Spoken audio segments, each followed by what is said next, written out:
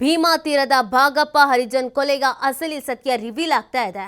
ಕೊಲೆಗೆ ಕಾರಣವನ್ನ ಬಿಚ್ಚಿಟ್ಟ ವಿಜಯಪುರ ಎಸ್ಪಿ ಲಕ್ಷ್ಮಣ ನಿಂಬರಗೆ ಹಣಕಾಸಿನ ವಿಚಾರಕ್ಕೆ ಕೊಲೆ ಅಂತ ಪೊಲೀಸರು ಮಾಹಿತಿ ಹೇಳ್ತಿದ್ದಾರೆ.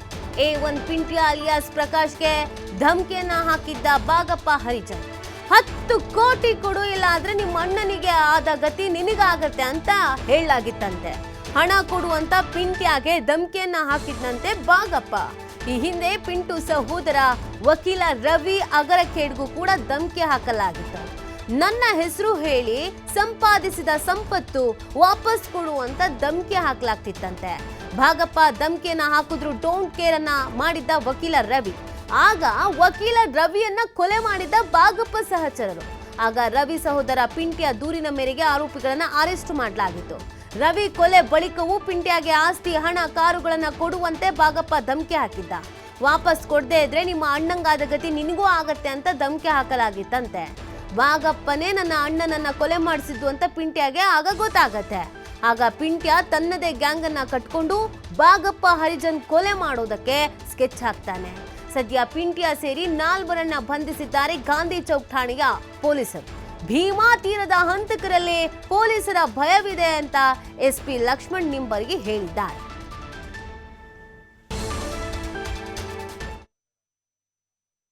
ತುಳಸಿರಾಮ್ ಹರಿಜನ್ನು ಮತ್ತೆ ಅಲೆಕ್ಸ್ ಗೊಲ್ಲರು, ಪ್ರಕಾಶ್ ಗೊಲ್ಲರು, ಷಣ್ಮುಖ ನಡುವಿನಕೇರಿ ಮತ್ತೆ ಇನ್ನಿತರರು ಸೇರಿ ಆತನನ್ನ ಕೊಲೆ ಮಾಡಿರ್ತಾರೆ.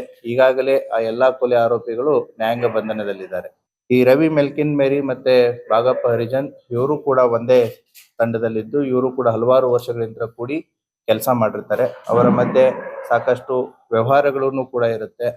ಹಣಕಾಸಿನ ವ್ಯವಹಾರ ಆಗಿರ್ಬೋದು, ರಿಯಲ್ ಎಸ್ಟೇಟ್ ವ್ಯವಹಾರ ಆಗಿರ್ಬೋದು, ಇವರಿಬ್ರು ಕೂಡಿ ಕೆಲಸವನ್ನ ಮಾಡಿರ್ತಾರೆ.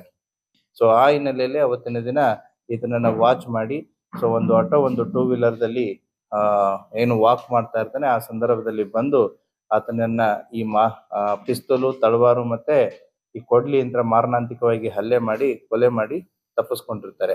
ಆ ಹಿನ್ನೆಲೆಯಲ್ಲಿ ಡಿವೈಎಸ್ಪಿ ಸಿಟಿ ಎಲ್ಗಾರ್ ಅವರ ನೇತೃತ್ವದಲ್ಲಿ ತಂಡವನ್ನ ರಚಿಸಿರುತ್ತೆ. ಗಾಂಧಿ ಚೌಕ್ ಇನ್ಸ್ಪೆಕ್ಟರ್ ಅಂತ ಪ್ರದೀಪ್ ತಳಕೇರಿ ಮತ್ತೆ ಗೋಲ್ ಗುಂಬಾಜ್ ಇನ್ಸ್ಪೆಕ್ಟರ್ ಆದಂತಹ ನಮ್ಮ ಮಲ್ಲಯ್ಯ ಮಠಪತಿ ಇವರು ತಂಡಗಳನ್ನ ರಚನೆ ಮಾಡಿ ಎಲ್ಲ ಆಯಾಮಗಳಲ್ಲಿ ಈಗ ತನಿಖೆಯನ್ನ ಕೈಗೊಂಡು ಈ 4 ಆರೋಪಿತರನ್ನ ಬಂಧಿಸಿದ್ದಾರೆ. ತನಿಖೆ ಇನ್ನು ಮುಂದುವರಿತಾ ಇದೆ. ಅದರಲ್ಲಿ ತುಳಸಿರಾಮ್ ಹರಿಜನ್ ಮತ್ತೆ ಇನ್ನಿತರ ಆರೋಪಿಗಳಿದಾರಲ್ಲ, ಸೊ ಅಲೆಕ್ಸ್, ಷಣ್ಮುಖ, ಪ್ರಕಾಶು, ಮುರುಗೇಶು, ರಾಜೇಸಾಬು ಇವರೆಲ್ಲ ಇವಾಗ ಮತ್ತಷ್ಟು ಮಾಹಿತಿಯನ್ನು ನೀಡ್ತಾರೆ ನಮ್ಮ ಪ್ರತಿನಿಧಿ ಶ್ರೀಧರ್. ಭೀಮಾ ತೀರದ ಇತಿಹಾಸ ನೋಡಿದಾಗ ರಕ್ತಸಿಕ್ತ ಇತಿಹಾಸ ಬಹಳಷ್ಟು ಇದೆ. ಸೊ ಈ ಕೊಲೆ ಪ್ರಕರಣದಲ್ಲೂ ಕೂಡ ಪೊಲೀಸರು ಯಾವ ರೀತಿಯಾಗಿ ಈ ಕೊಲೆ ಪ್ರಕರಣವನ್ನು ಭೇದಿಸಿದ್ರು, ಕೊನೆಗೆ ಯಾವ ರೀತಿಯಾಗಿ ಮಾಹಿತಿಗಳು ಸಿಕ್ತು, ಈ ಕೊಲೆ ಪ್ರಕರಣದ ಹಿನ್ನೆಲೆ ಏನು, ಈ ತನಿಖೆ ಎಲ್ಲಿವರೆಗೂ ಬಂದು ನಿಂತಿದೆ ಅಂತ? ನೀತಿ ಭೀಮಾ ತೀರದ ಹಂತಕ ಭಾಗಪ್ಪ ಹರಿಜನ್ ಕೊಲೆ ಪ್ರಕರಣದ ಸಂಬಂಧಪಟ್ಟಂತೆ ಈಗಾಗಲೇ ವಿಜಯಪುರ ಪೊಲೀಸರು ಆರೋಪಿಗಳನ್ನ ಬಂಧಿಸಿದ್ದಾರೆ. ಈಗಾಗಲೇ ವಿಜಯಪುರ್ನ ಗಾಂಧಿ ಚೌಕ್ ಪೊಲೀಸ್ ಠಾಣೆಯಲ್ಲಿ ಭಾಗಪ್ಪ ಹರಿಜನ್ನ ಪುತ್ರಿ ಒಂದು ದೂರನ್ನ ಕೊಟ್ಟಿದ್ಲು.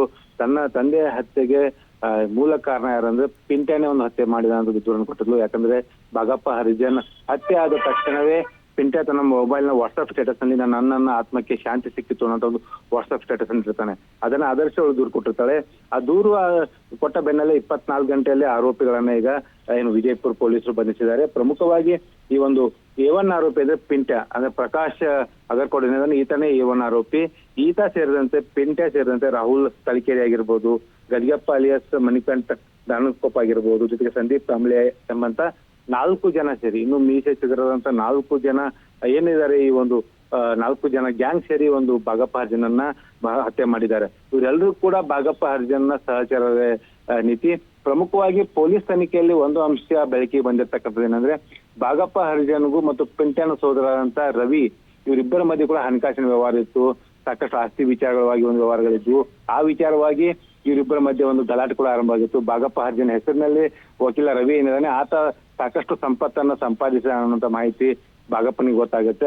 ಆ ಒಂದು ಹಿನ್ನೆಲೆಯಲ್ಲಿ ಆ ಎಲ್ಲಾ ಆಸ್ತಿಗಳನ್ನ, ಮನೆ ಆಗಿರ್ಬೋದು, ಕಾರ್ಗಳಾಗಿರ್ಬೋದು, ಆಸ್ತಿ ಜಮೀನು ಆಸ್ತಿ ಆಗಿರ್ಬೋದು, ಎಲ್ಲವೂ ಕೂಡ ತನ್ನ ಹೆಸರಿಗೆ ಬರೆದು ಕೊಡುವಂತೆ ಭಾಗಪ್ಪ ನಿರಂತರವಾಗಿ ವಕೀಲ ರವಿಗೆ ಪೀಡಿಸ್ತಾ ಇರ್ತಾನೆ. ಆದ್ರೆ ಎಲ್ಲಿ ಕೂಡ ಭಾಗಪ್ಪನ ಹೆಸರಿಗೆ ಅದನ್ನ ಬರೆದು ಕೊಡುವಂತ ಕೆಲಸ ಅವ್ರು ಮಾಡೋದಿಲ್ಲ. ಆಗ ಏನಂದ್ರೆ ವಕೀಲ ರವಿಯನ್ನ ಕೊಲೆ ಮಾಡಲಾಗುತ್ತೆ. ಈ ಕೊಲೆ ಮಾಡಿದ ಬಳಿಕ ಈ ಕೊಲೆ ಪ್ರಕರಣದಲ್ಲಿ ಕೊಲೆ ಮಾಡಿದಂತ ಆರೋಪಿಗಳ ವಿರುದ್ಧ ಇದೇ ಒಂದು ಪಿಂಟ್ಯ ಒಂದು ದೂರು ಕೊಟ್ಟಿರ್ತಾನೆ. ದೂರು ಆಧರಿಸಿ ಆರೋಪಿಗಳನ್ನ ಅರೆಸ್ಟ್ ಮಾಡಲಾಗಿದೆ. ಆ ಎಲ್ಲಾ ಆರೋಪಿಗಳು ಕೂಡ ಸದ್ಯ ಇನ್ನು ಜೈಲಿನಲ್ಲೇ ಇದ್ದಾರೆ. ಯಾವಾಗ ರವಿ ಹತ್ಯೆ ಆದ ಬಳಿಕ ಮತ್ತೆ ಪಿಂಟ್ಯಾನ್ಗೆ ಈಗ ಭಾಗಪ್ಪ ಕರೆ ಮಾಡಿ ಧಮಕಿ ಹಾಕಲು ಆರಂಭಿಸ್ತಾನೆ. ಆ ಎಲ್ಲಾ ಆಸ್ತಿನ ವಾಪಸ್ ಕೊಡಬೇಕು, ಕೊಡದಿದ್ರೆ ನಿಮ್ಮ ಅಣ್ಣನಿಗೆ ಆದ ಗತಿ ನಿಂಗೆ ಆಗತ್ತೆ, ಇಲ್ಲವಾದ್ರೆ 10 ಕೋಟಿ ರೂಪಾಯಿ ಹಣವನ್ನು ಕೊಡಬೇಕು ಅನ್ನೋಂತ ಒಂದು ಬೆದರಿಕೆಯನ್ನ ಭಾಗಪ್ಪ ಹಾಕಿರ್ತಕ್ಕಂತ ವಿಚಾರ ಪೊಲೀಸ್ ತನಿಖೆಯಲ್ಲಿ ಗೊತ್ತಾಗುತ್ತೆ. ಅಷ್ಟೇ ಅಲ್ಲದೆ ಯಾವಾಗ ನಿಮ್ಮ ಅಣ್ಣನಿಗೆ ಆಗುವಂತ ಗತಿ ನಿನ್ಗೆ ಆಗುತ್ತೆ ಅಂತ ಅನ್ನೋಂತ ಅಂಶವನ್ನ ಭಾಗಪ್ಪ ಜನ ಹೇಳ್ತಾನೋ ಆಗ ಪಿಂಟ್ಯಾನ್ಗೆ ಕನ್ಫರ್ಮ್ ಆಗುತ್ತೆ ನನ್ನ ಅಣ್ಣನ ಹತ್ಯೆ ಕೈ ಹಿಂದೆ ಇದೇ ಒಂದು ಭಾಗಪ್ಪ ಹರ್ಜನ್ ಇದ್ದಾನೆ ಅನ್ನೋ ವಿಚಾರ ಗೊತ್ತಾಗುತ್ತೆ. ಆಗ ಪಿಂಟ್ಯಾ ತಂದೆ ಆದಂತ ಒಂದು ಗ್ಯಾಂಗ್ ಕಟ್ಕೋತಾನೆ.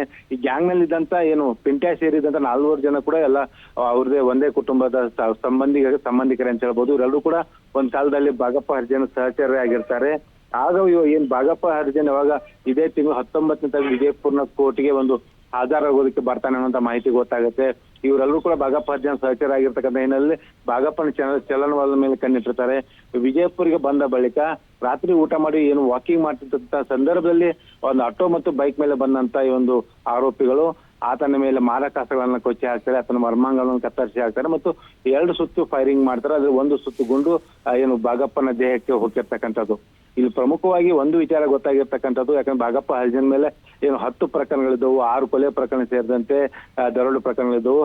ಅದರಲ್ಲೇ ಈಗ ಪಿಂಟ್ಯಾನ ಸಹೋದರ ಕೊಲೆ ಮಾಡಿದ ಕಾರಣಕ್ಕಾಗಿ ಈಗ ಪಿಂಟ್ಯಾ ಒಂದು ಭಾಗಪ್ಪ ಹರ್ಜನನ್ನ ಹತ್ಯೆ ಮಾಡಿ ತನ್ನ ಸೇಡನ್ನ ತೀರ್ಸ್ಕೊಂಡಿರ್ತಕ್ಕಂಥ ವಿಚಾರ ಈಗ ಗೊತ್ತಾಗಿದೆ. ಈಗಷ್ಟೇ ಪೊಲೀಸರು ಆ ಒಂದು ಆರೋಪಿಗಳನ್ನು ತೀವ್ರ ವಿಚಾರಣೆಗೆ ಒಳಪಡಿಸಿದ್ದಾರೆ. ಜೊತೆಗೆ ಇವತ್ತು ವಿಜಯಪುರ ಕೋರ್ಟ್ ಮುಂದೆ ಒಂದು ಆರೋಪಿಯನ್ನ ಹಾಜರುಪಡಿಸೋದಕ್ಕೆ ಪೊಲೀಸರು ಕೂಡ ಈಗ ಸಿದ್ಧತೆ ನಡೆಸಿರ್ತಕ್ಕಂಥದ್ದು. ಮತ್ತೊಂದು ಏನಂದ್ರೆ ನೀತಿ ಇಲ್ಲಿವರೆಗೆ ಭೀಮಾ ತೀರದಲ್ಲಿ ಈ ರಕ್ತ ಚರಿತ್ರೆಗೆ ಪೊಲೀಸರು ಒಂದು ಬ್ರೇಕ್ ಹಾಕಿದ್ರು. ಯಾಕಂದ್ರೆ ಪೊಲೀಸರ ಭಯದಿಂದ ಫೈರಿಂಗ್ ಆಗಿರ್ಬೋದು, ಈ ಹಿಂದೆ ಚಂದಪ್ಪ ಹರ್ಜನ್ಗೆ ಎನ್ಕೌಂಟರ್ ಮಾಡಿದ ಬಳಿಕ ಆಗಿರ್ಬೋದು ಮತ್ತು ಅನೇಕ ಆರೋಪಿಗಳ ಕಾಲಿಗೆ ಫೈರಿಂಗ್ ಮಾಡಿದಂತ ಹಿನ್ನೆಲೆಯಲ್ಲಿ ಈ ಭಾಗದ ಒಂದು ಹಂತಕರಲ್ಲಿ ಒಂದು ಭಯ ಮೂಡಿತ್ತು. ಆದ್ರೆ ವೈಯಕ್ತಿಕ ಸೇಡು ದ್ವೇಷ ಏನಿದೆ, ಆ ದ್ವೇಷ ಕಾರಣಕ್ಕಾಗಿ ಈಗ ಭಾಗಪ್ಪ ಹರ್ಜನ್ ಹೆಣವಾಗಿ ಹೋಗಿದ್ದಾನೆ. ಈಗ ಆರೋಪಿಗಳನ್ನ ಅರೆಸ್ಟ್ ಮಾಡಿದಂತ ಪೊಲೀಸರಿಗೆ ನ್ಯಾಯಾಲಯದ ಮುಂದೆ ಹಾಜರುಪಡಿಸಿದ್ರೆ ಈ ಒಂದು ರಕ್ತ ಚರಿತ್ರೆ ಇತಿಹಾಸ ಮತ್ತೊಂದು ಪುಟ ಆರಂಭ ಆಗ್ತಾ ಇದೆ ಅನ್ನೋಂತ ಒಂದು ಏನು ಆತಂಕ ವಿಜಯಪುರ್ ಮತ್ತು ಗುಲ್ಬರ್ಗಾ ಈ ಭೀಮಾ ತೀರದಲ್ಲಿ ಈಗ ಆವರಿಸ್ತಾ ಇದೆ. ನೀತಿ. ಓಕೆ, ಥ್ಯಾಂಕ್ ಯು ಶ್ರೀದತ್ತ, ತಮ್ಮ ಡೀಟೇಲ್ಸ್ಗಾಗಿ.